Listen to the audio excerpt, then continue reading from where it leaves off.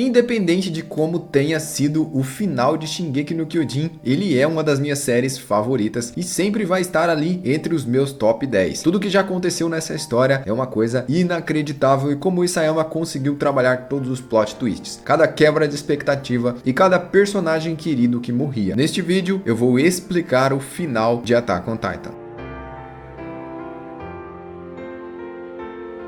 Salve fanáticos em Attack on Titan e inscritos desse canal. Eu sou o Joel e se você gosta de Attack on Titan e ainda não é inscrito aqui nesse canal, se inscreva e bem-vindo à família Anime no Kokoro. Veja um vídeo ensinando a desenhar tudo o que você imaginar, o link está na descrição. E Shingeki no Kyojin teve várias quebras de expectativa. Muitas pessoas não entendem isso e simplesmente droparam da série ou têm ódio dela, porque os padrões de informações quebram. E aí parece que o autor está se contradizendo, mas na verdade, a gente tem que ir entendendo e subentendendo algumas coisas. Como por exemplo, no início da série foi dito para nós que só existia humanidade dentro das muralhas. E como poucas pessoas estão acostumadas a ver uma história que não explica as coisas detalhadamente, como a maioria dos animes explica detalhadamente a história de todos os personagens nos mínimos detalhes, para que até uma criança de 5 anos consiga entender, o Attack on Titan tem uma pegada mais adulta que você tem que interpretar o que está sendo passado. Então não existia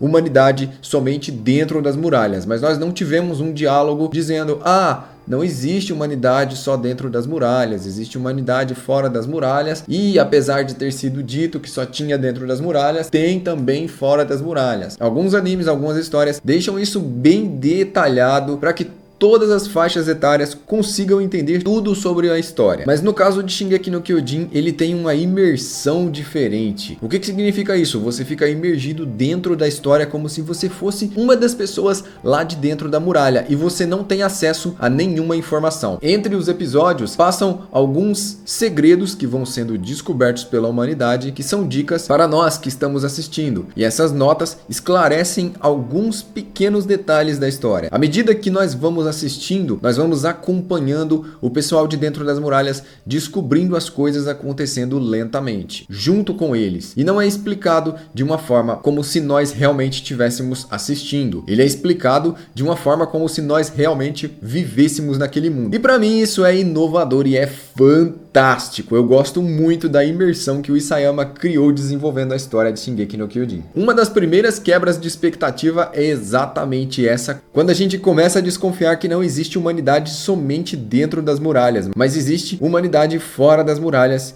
e existe muita gente fora. A partir daí, a gente já vai desconfiando de tudo que acontece, do poder do reino que governa a Ilha Parades e dos amigos de Eren que aos poucos vão se mostrando traidores. E dentre todos esses plot twists, nós também temos os próprios titãs, que a princípio muita gente teorizava que eram zumbis ou experimentos científicos ou até mesmo alienígenas. Finalmente descobrimos que eles são pessoas aplicadas com líquido de titã. Todas essas quebras de expectativa fazem de Shingeki no Kyojin uma obra única, incomparável e uma das melhores histórias que existe. O final de Shingeki no Kyojin pode ter sido um pouco desconstruído. Em uma própria nota, Isayama disse que não esperava que Shingeki no Kyojin tomasse as proporções mundiais que tomou. Sim, o próprio Isayama disse que o final seria diferente. Ele mudou porque ele acreditava que o primeiro final que ele preparou para a obra não agradaria a todos os fãs e então decidiu refazer. Aqui entramos na primeira contradição do Isayama, porque há muitos anos atrás ele soltou um vídeo dizendo que o final de Shingeki no Kyojin seria uma coisa triste, dramática, muito deplorável, mas ele não ligava para o que as pessoas pensavam sobre isso. Já agora, muitos anos depois, Isayama parece ter mudado a sua mentalidade. Como eu disse para os meus amigos, eu já estou me acostumando com esse final e eu creio que você também. Mas vamos analisar detalhadamente cada um dos fatos nele agora. Um padrão muito interessante que eu notei entre os fãs é que os fãs que acompanham Shingeki no Kyojin já há muitos anos não gostaram do final. E aqueles que começaram a acompanhar em 2019 e em diante, já na sua grande maioria, gostaram do final e alguns gostaram muito. Algumas pessoas realmente ficaram extremamente satisfeitas com o final. Eu não sei por que existe essa diferença, mas o que importa é que ela existe e é real. A primeira coisa que eu quero destacar aqui nesse capítulo é que o Eren produzir a liberdade para ele e para seus amigos e para todo mundo com que ele se importava. As únicas pessoas que ficaram livres de algum sofrimento, mesmo que de uma maneira estúpida, foram as que morreram. As pessoas que estão vivas estão ainda mais aprisionadas do que nunca, principalmente Mikasa, que era uma das pessoas mais próximas de Eren. Agora, ela está presa no lugar que era ocupado por Ymir, o lugar que Ymir ficava por amar demais o rei. Agora ela, com todo o seu amor pelo Eren, vai ficar sofrendo no lugar dela, presa como uma escrava. E falando em Ymir, a gente vai entender o que de fato aconteceu aqui. Eu fiz um vídeo explicando detalhadamente como pensaria Ymir. E nesse vídeo, que eu vou deixar nas telas finais, Ymir é analisada. E ali a gente vê que ela realmente não tinha um padrão anterior para entender se realmente aquilo que ela estava vivendo era o certo ou errado. Algumas pessoas até comentaram que crianças naquela idade já têm esse conhecimento. E eu concordo totalmente com isso. Crianças dos anos 60 para cá já têm esse conhecimento. Desde que se popularizou o rádio, a TV e todos os meios de comunicação, é muito comum as crianças já terem padrões criados e vivenciarem experiências que não estão diante delas, somente de forma digital. E assim elas aprendem o certo e o errado, os padrões, a gostar de coisas que elas nunca tiveram e a desejar coisas que elas nunca experimentaram. Crianças que têm acesso à informação certamente têm padrões de certo e errado. Mas se você imaginar o convívio, a realidade de Ymir, uma pessoa que só via mato, mal tinha contato com outros seres humanos e não sabia nada sobre o mundo, provavelmente a primeira vez que a Ymir viu um porco de verdade foi lá no Império de Eldia, quando ela já era escrava. Ela não tinha nenhum padrão, nenhuma noção, nenhum tipo de experiência e não sabia de forma alguma o que era certo ou errado. Nós não sabemos como se comportava aquela civilização de 2000 anos atrás, como eram seus costumes, como eram seus hábitos e o que eles julgavam certo ou errado. Dessa forma, eu discordo na parte das pessoas que comentaram no vídeo da Ymir que ela já sabia o que era certo e o que era errado, e que ela poderia ter escolhido, ela não deveria ter voltado para o rei. Nessa parte está errado, porque até o momento em que ela estava viva, a única coisa certa que ela conhecia, o que falavam que era certo para ela, era o rei. E os seres humanos têm naturalmente esse comportamento de agir no efeito manada e fazer o que a maioria está fazendo. Nós herdamos esse tipo de comportamento dos primatas. Infelizmente, as pessoas tendem a fazer escolhas baseado nas escolhas que as pessoas à nossa volta fazem. E quanto menos experiência de vida e conhecimento você tem, mais você tende a seguir a manada. E foi o que Ymir fez. Ela simplesmente seguiu a boiada, seguiu os outros escravos que estavam no grupo dela. Mas para ver detalhadamente sobre isso, assista lá depois o vídeo somente sobre Ymir. No capítulo final, ela ocupou um papel de destaque, um papel importante que no final das contas não teve nenhum sentido. A Ymir, que era representada em toda a história e que ficou muito conhecida pelo exército de Marley e pelo exército eldiano como uma figura divina. O bem para uns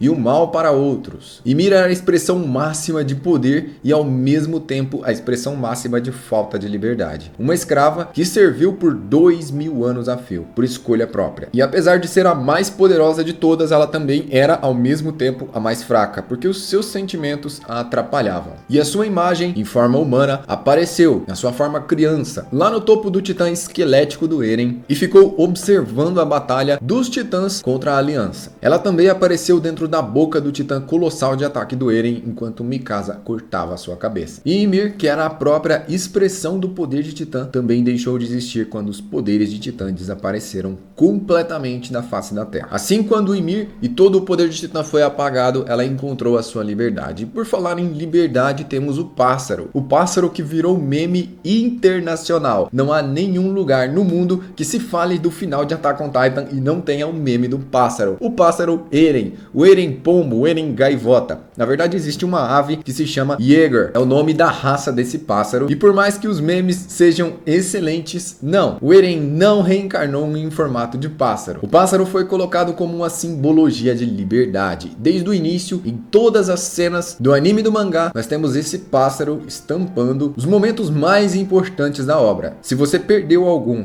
ou quer ver simplesmente uma análise mais detalhada, eu também fiz um vídeo somente para isso, vou deixar linkado aí no card. Agora, existe existe duas possibilidades para a interpretação do que realmente aconteceu nas memórias. Lembra das memórias que Armin viu conversando com Eren? Bom, nós sabemos todos os poderes e habilidades do Titã Fundador. O Titã Fundador pode mudar, alterar e apagar memórias de todo o povo eldiano. E quando Eren bateu no Armin, ele não parecia estar fingindo. Ele parecia realmente ter mudado a sua personalidade e estar frio, ter se tornado aquela pessoa que está obstinada a completamente cumprir o seu objetivo. Quando Eren ficou se encarando no espelho e dizendo Tatakai, ele aqui mostrou que estava determinado a atacar com todas as suas forças. E depois é mostrado um Eren chorão, um Eren que está arrependido, que não sabe por que fez o estrondo ou se aquilo realmente vai dar certo. Ele se arrepende e disse que queria ficar com Mikasa, ele não queria cumprir aquele destino. As duas margens de interpretação que nós temos aqui é que o personagem foi mal construído ou que para deixar os seus amigos livres e para que eles possam ser livres até mesmo do ódio, Eren modificou a memória deles e implantou em Armin memórias que na verdade nunca existiram. Partindo pelo lado dessa interpretação, Eren nunca falou com Armin no passado. O que ele fez foi modificar as memórias do Armin para que ele imaginasse que o Eren que morreu foi aquele Eren dócil, aquele Eren frágil que estava chorando e que gostava da Mikasa. Quando na verdade o Eren tinha se tornado um ser completamente sem sentimentos e completamente possuído pelo puro ódio. Aquele ser que disse que odiava a Mikasa. Os fãs aqui ficam extremamente confusos e alguns inscritos desse canal já comentaram que parece que eu estou entrando em contradição quando eu falo do Eren e da Mikasa. Mas na verdade eu vou explicar isso agora rapidamente. Quando o Eren disse que odiava a Mikasa, eu reassisti todos os episódios de Shingeki no Kyojin. Em todos os episódios de Shingeki no Kyojin existe um padrão. O Eren tentou matar a Mikasa quando se transformou em Titã. O Eren deu uma cabeçada na Mikasa. O Eren teve dois comportamentos de afeto e carinho por ela, que foi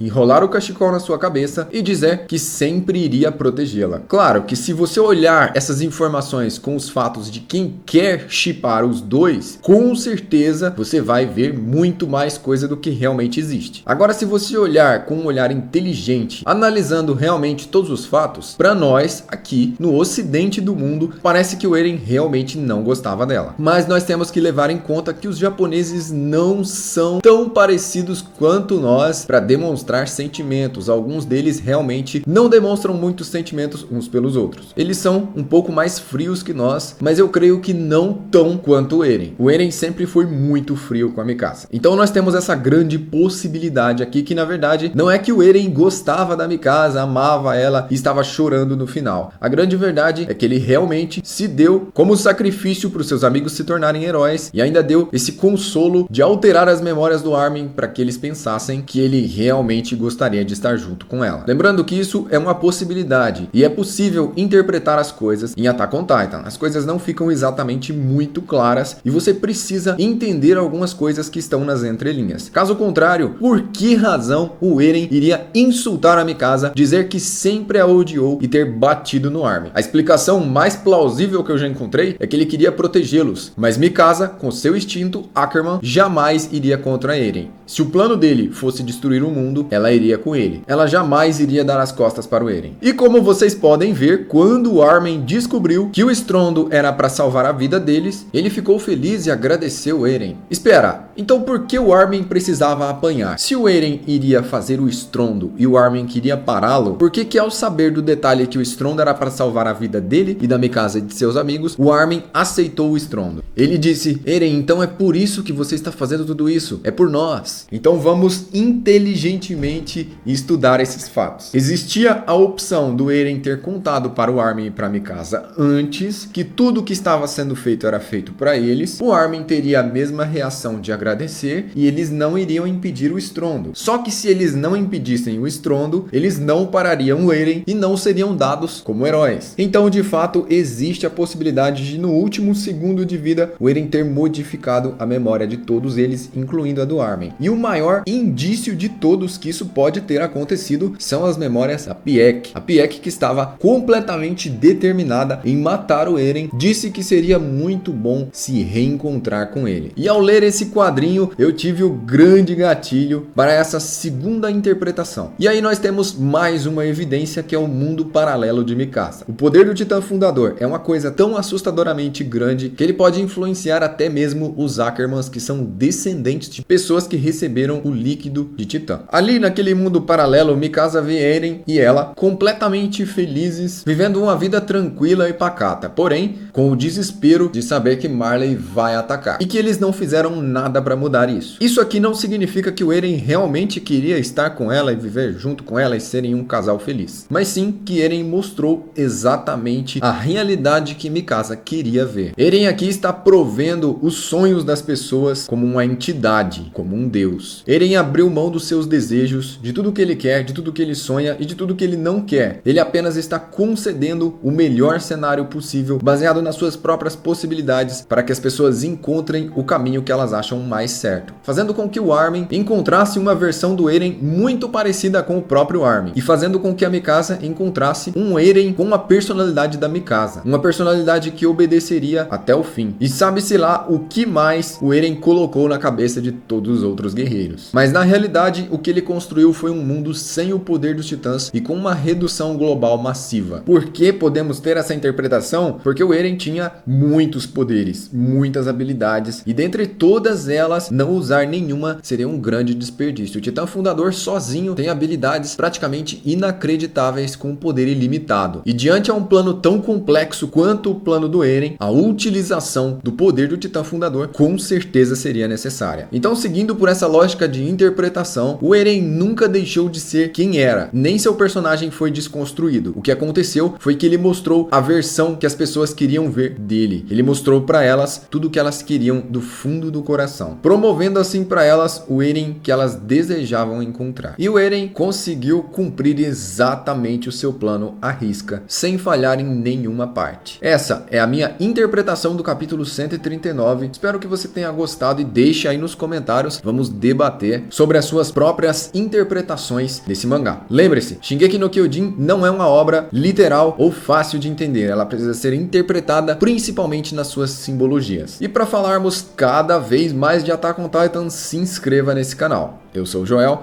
eu vou ficando por aqui, compartilhe esse vídeo e até a próxima.